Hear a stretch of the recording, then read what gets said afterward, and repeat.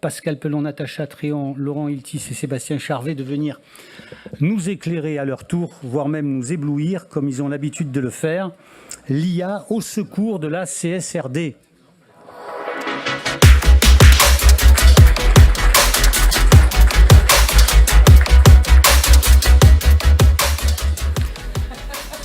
Alors, le sujet est pointu, et quand un sujet est pointu et qu'on est en difficulté, qu'est-ce qu'on fait? On se tourne vers Natacha. Et moi, j'ai envie d'abord de vous demander, Natacha, en quoi la question est-elle pertinente? On ne parle pas de la réponse qu'on va y donner, mais est-ce que l'IA vient au secours de la CSRD? Et puis deux, éclairez-nous sur ce que c'est que la CSRD. Il y a des étudiants dans la salle, mais il y a aussi des idées qu'on se fait, une connaissance qu'on pense avoir, et puis il y a quand même quelques points de repère qu'il vaut mieux tous partager. Alors en quoi la question est-elle pertinente? Et deux, qu'est-ce que c'est que la CSRD? Allez. Mais déjà, pour répondre à savoir si la question est pertinente, il faudrait peut-être qu'on comprenne ce que c'est que la CSRD, parce qu'on a vu que par rapport aux enjeux, en tout cas d'IA, c'était lié à des problématiques de données, et on va voir effectivement dans la CSRD, il y a des grosses problématiques de données. Donc déjà, qu'est-ce que la CSRD? Il faut voir que ça s'inscrit en fait dans la continuité du pacte européen. Et le pacte européen, en fait, l'ambition, c'est de faire en sorte que l'Europe, ça devienne le premier continent neutre à horizon 2050. Mais pour ça, il faut qu'on soit capable d'identifier les entreprises vers lesquelles on va flécher les investissements.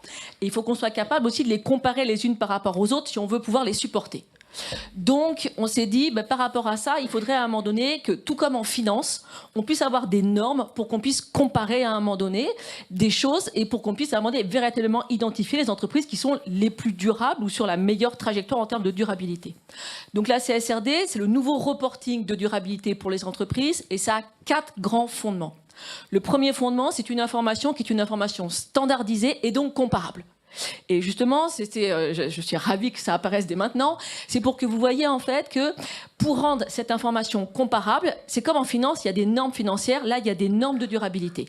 Il y a 12 normes de durabilité, il y en a 2 qui sont spécifiques, et puis ensuite il va y avoir 3 grands secteurs, donc l'environnement, le social et la gouvernance, avec pour l'environnement 5 normes. La première, c'est tout ce qui est sur les aspects environnementaux, émissions de CO2, scope 1, scope 2, scope 3, l'eau, la biodiversité, l'économie circulaire, etc. Sur ces 5 normes, vous verrez la fonction achat, on est au premier plan.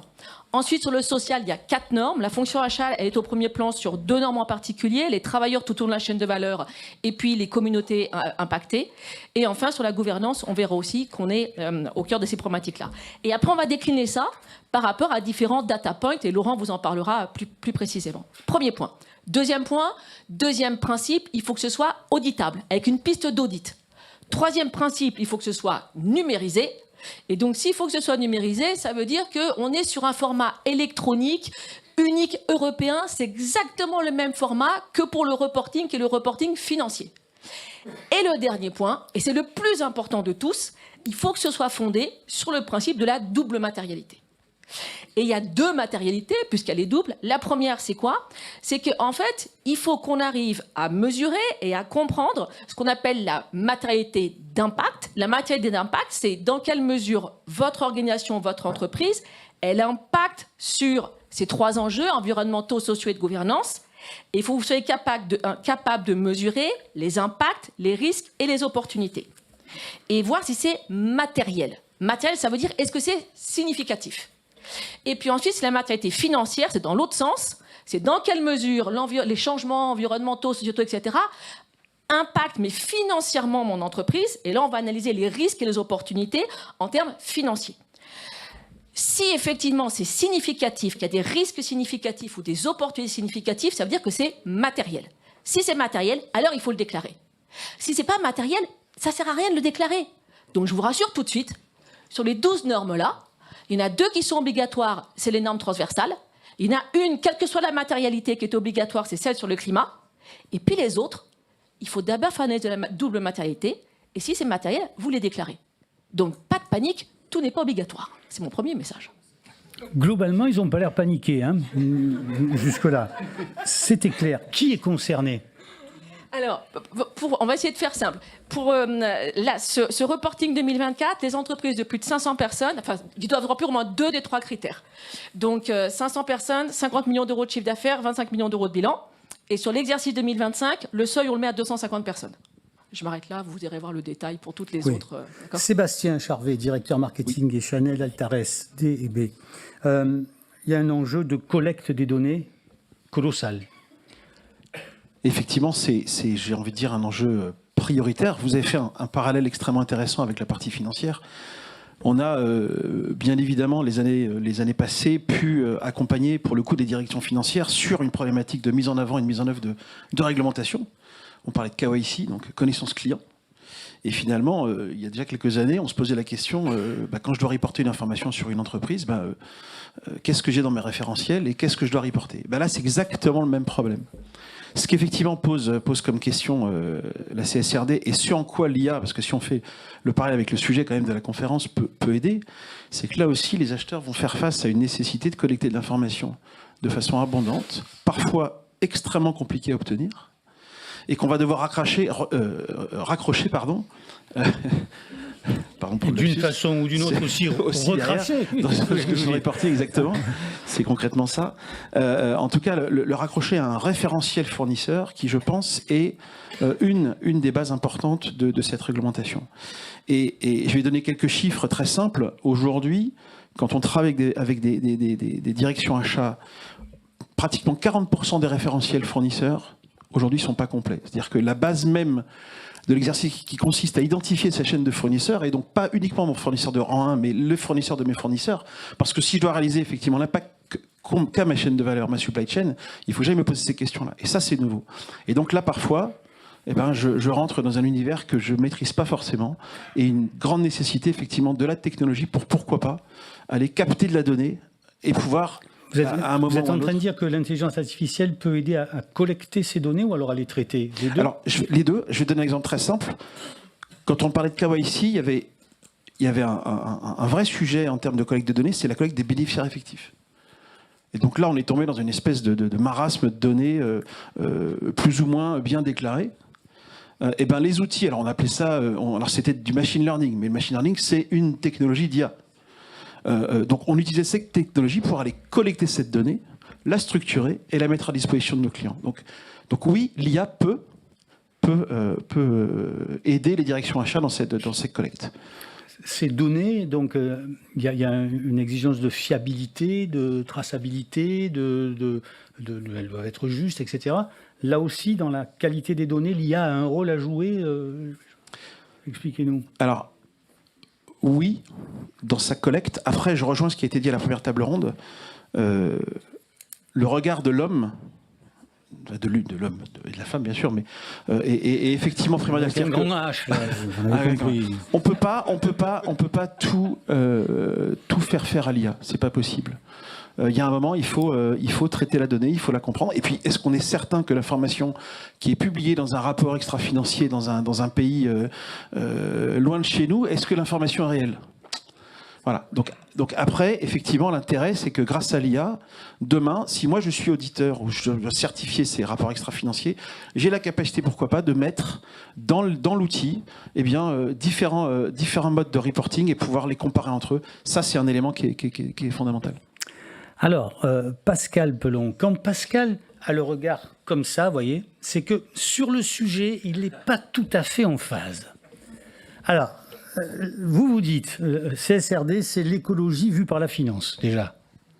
Oui, comme l'a expliqué Natacha, c'est effectivement de faire du reporting extra-financier. Donc et notamment, moi je vois chez Access, ce sont les financiers qui font ce reporting extra-financier.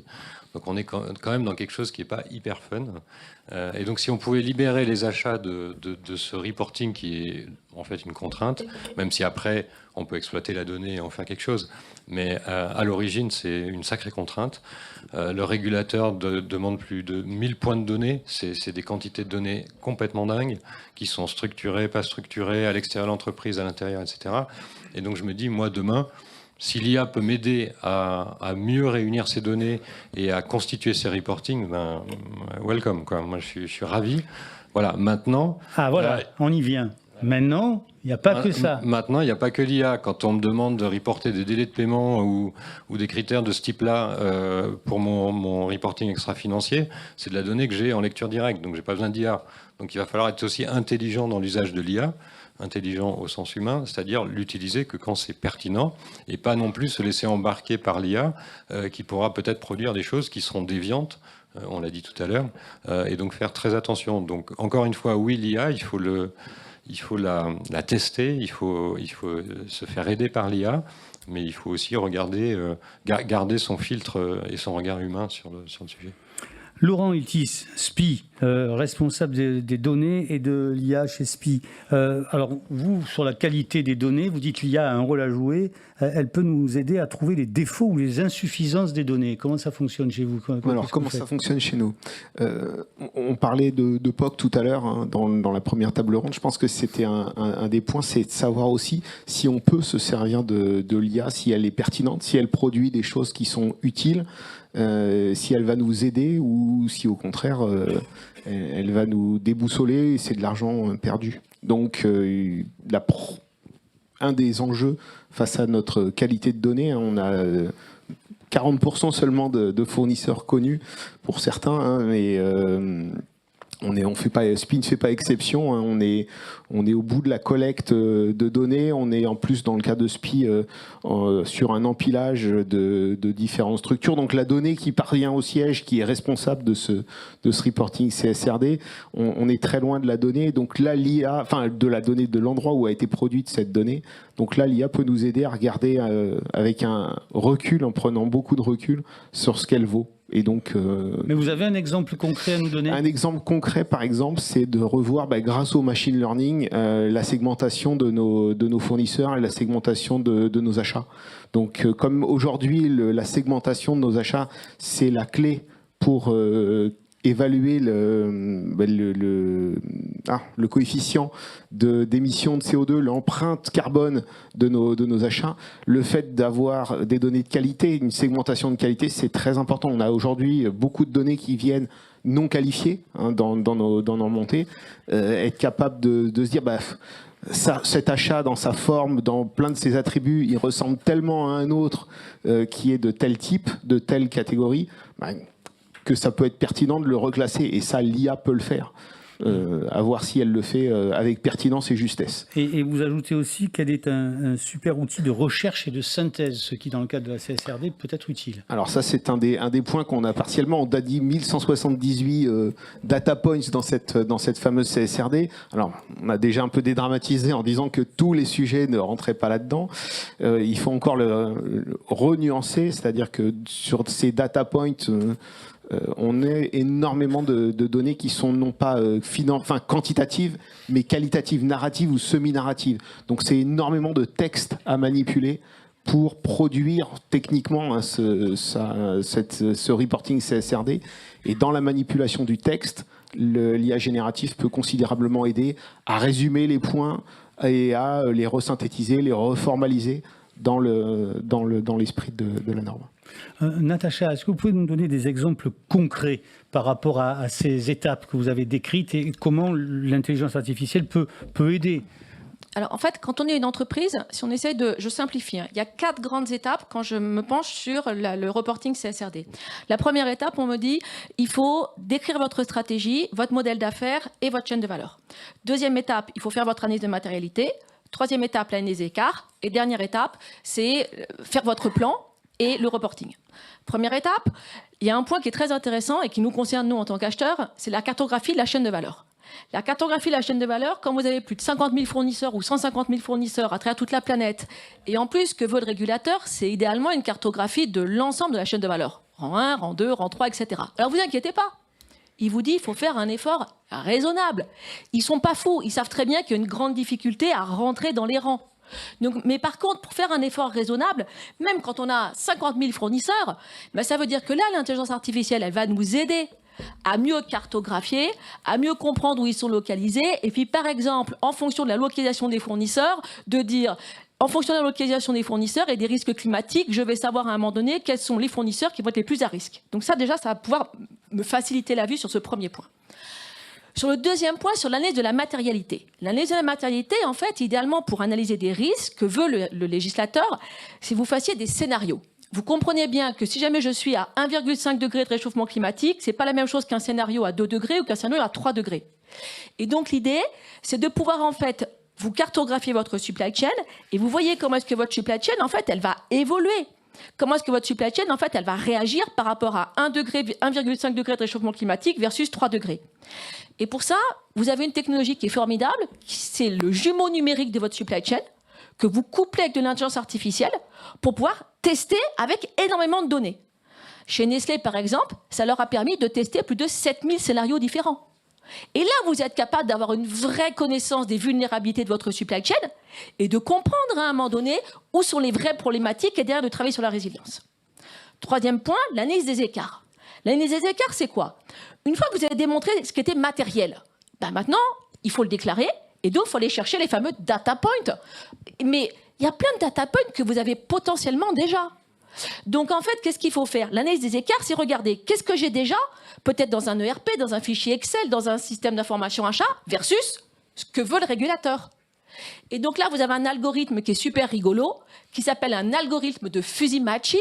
Ça veut dire quoi? Ça veut dire, grosso modo, de correspondance floue.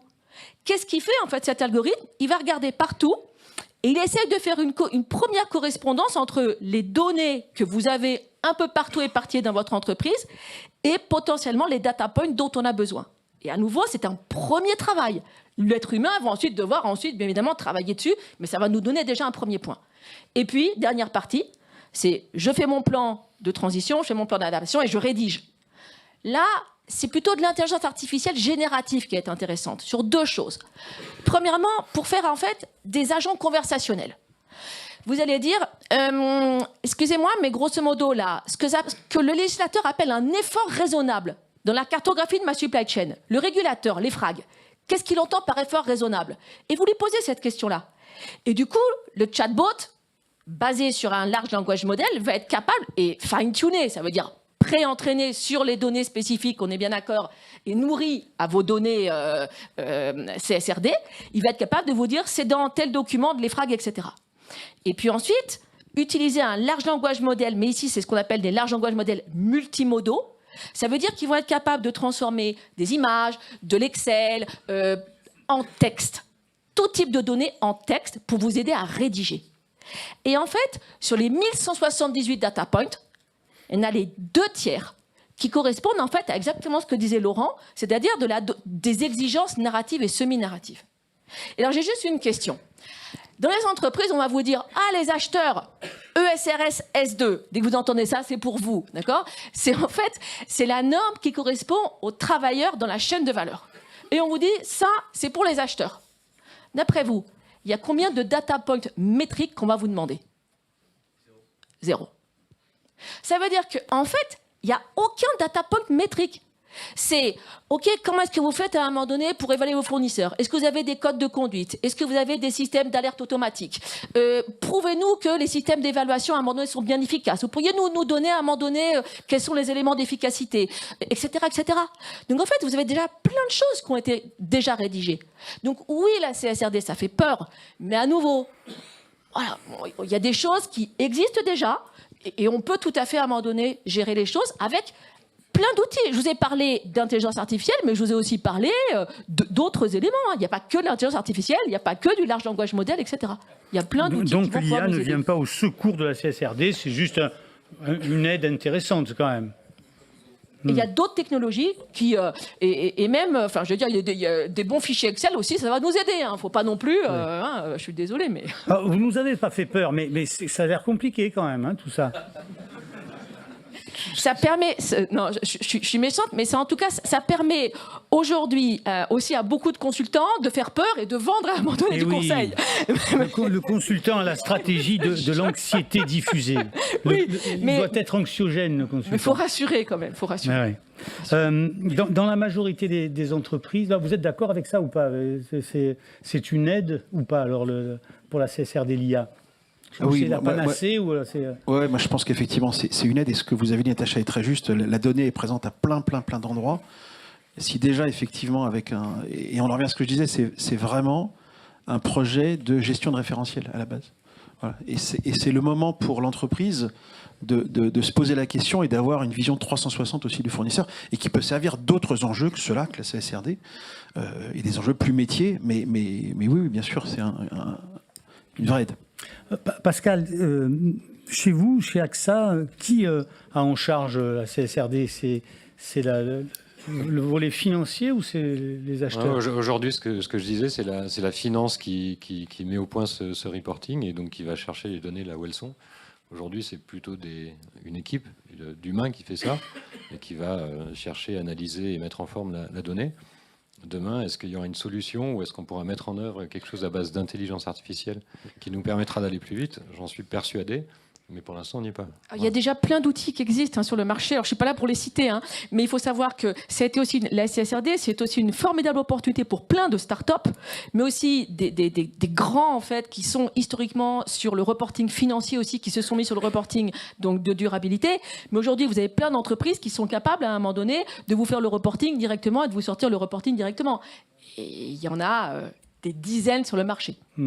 Chez SPI, ça se passe comment? Qui a la charge? Aujourd'hui, la CSRD, elle est en charge côté sustainability. Donc, c'est les services développement durable qui ont en charge la collecte de ces informations-là. C'est ceux qui travaillaient aujourd'hui sur le climate change, là, le pilier, le E1 des X piliers qu'on voyait précédemment. Natacha, par rapport aux entreprises avec lesquelles vous êtes en contact, c'est plutôt les services financiers ou plutôt le développement durable ou les achats? Alors, historiquement, effectivement, comme la finance a toujours travaillé sur les reportings qui étaient les reportings financiers, et on est d'accord, le but du jeu, c'est d'aller vers un rapport intégré. Ce qu'on appelle un rapport intégré, c'est-à-dire qu'on va avoir à la fois le rapport financier et le rapport de durabilité, qu'on appelait avant extra-financier. Les deux ensemble, pour donner une véritable visibilité. Et quand on travaille sur l'impact financier, dans la double matérialité, vous allez avoir à un moment donné une matérialité d'impact et une matérialité financière. Cette matérialité financière, c'est bien le fait de rapprocher en fait des éléments qui sont des éléments de durabilité avec comment financièrement ils vont impacter sur l'entreprise. Je prends un exemple, Ikea, ils ont des fournisseurs qui sont des fournisseurs de textiles, qui sont des fournisseurs qui font de la teinture du textile et qui sont dans des zones climatiques, qui sont dans des zones qui sont très sensibles au stress hydrique. Et donc, en particulier en Inde et en particulier en Chine. Et donc, quand on va mesurer en fait la matérialité financière, on va dire, OK, avec l'élévation des températures, comment est-ce qu'on va faire? Est-ce que ces fournisseurs-là, il faut les changer de localisation? Est-ce qu'il faut trouver des technologies qui vont nous permettre d'utiliser moins d'eau, par exemple, dans la teinture du textile? Mais tout ça, ça a un coût. Donc, soyez capables de nous chiffrer ce risque et ce coût. Et c'est intéressant parce que ça nous permet de faire converger des risques qui sont des risques environnementaux et sociaux, avec un chiffrage. Donc pour moi, c'est pas délirant que ce soit à un moment donné la finance qui va ensuite aller publier un rapport intégré. Par contre, ça ne se fait pas tout seul. On va avoir besoin des gens de la data, on va avoir besoin des gens de la sustainability et on va avoir besoin des acheteurs, parce que sur l'ensemble des normes que je vous ai montrées, en fait, vous avez la majorité qui sont directement ou indirectement liées sur des problématiques d'achat. Toutes les normes environnementales, les achats, vous êtes au premier plan. Sur les normes sociales, sur les 4 normes sociales, vous en avez 2, vous êtes au premier plan. Et sur la norme de gouvernance, vous êtes aussi au premier plan. Parce que dans la gouvernance, par exemple, il y a des data points sur est-ce que vous payez vos fournisseurs dans les temps, etc. Donc, c'est un travail pour moi de groupe où il faut qu'on travaille ensemble, d'où l'importance d'avoir à un moment donné des bons systèmes d'information qui nous relient tous. Mais c'est pas délirant que ce soit peut-être la finance à un moment donné qui agrège tout ça. Vous vouliez dire quelque chose? Non. Est-ce que... Oui. Moi, j'allais, je pense, précéder votre conclusion. Donc je vais non, moi j'avais une question. Si l'intelligence artificielle rend les choses un peu plus faciles dans ce reporting, qui est quand même assez lourd, il faut bien le dire, est-ce qu'elle ne permet pas de ramener la CSRD à ce qu'elle n'aurait jamais dû ne plus être, c'est-à-dire un texte qui incite les entreprises à être plus vertueuses, alors que jusqu'à présent, Natacha, on dit oui, c'est de la conformité, quoi. C'est pas très intéressant, la CSRD, c'est pour nous embêter. C'est peut-être un petit peu défensif, effectivement, cette approche, de se défendre contre une réglementation. C'est aussi une opportunité, je pense là, au niveau achat. Si on ne l'a pas déjà fait, consolider ces achats, les rassembler, les mettre en face des profits du reste de la vie financière de l'entreprise, c'est aussi une formidable opportunité. Et là, sans que l'IA soit au secours, puisque c'est le titre, l'IA peut être un magnifique support pour toute cette démarche autour de la data. Oui, moi je voudrais rajouter un mot parce que je pense que derrière, il y a un enjeu aussi de compétitivité, parce qu'on fait des reporting effectivement pour faire plaisir aux régulateurs, et puis parce qu'on n'a pas le choix. Mais quelque part, ces rapports, ils seront analysés derrière. Là vous l'avez mis en colère, mais vous l'avez mis en colère. Non, mais... On en a pour 20 minutes après, hein, là, je vous le dis. Non, mais il faut être honnête, derrière, il y a des banquiers, des assureurs crédit, il y a des sociétés de rating, etc., dont on fait partie aussi, et qu'à un moment, voilà. Donc là, on parle des grandes entreprises. Moi, ce que je trouve vertueux dans le système, c'est que finalement, ces grandes entreprises vont discuter avec leurs fournisseurs qui parfois sont des PME. Et finalement, ces PME qui lui se posent la question, c'est qu'est-ce que je fais avec le... Moi, je suis pas concerné par la CSRD, mais en fait, si.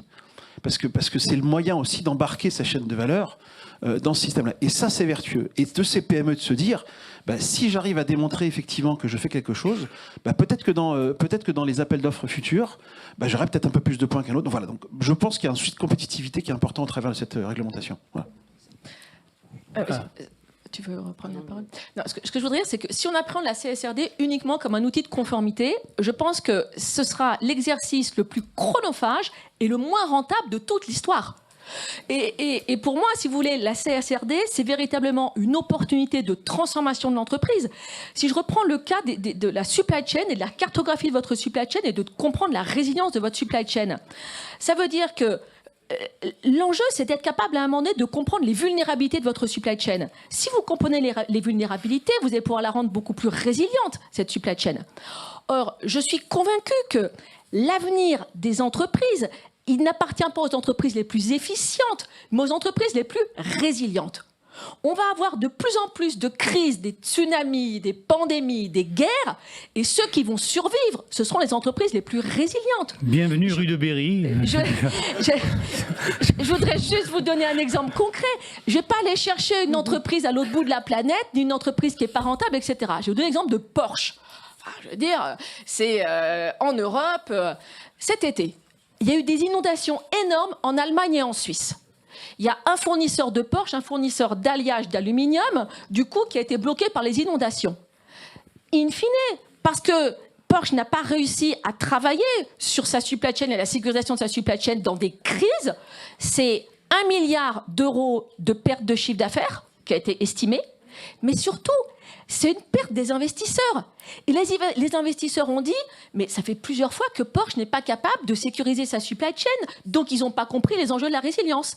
Et donc, le cours de bourse a largement diminué suite à cette catastrophe-là. C'est ça le vrai impact.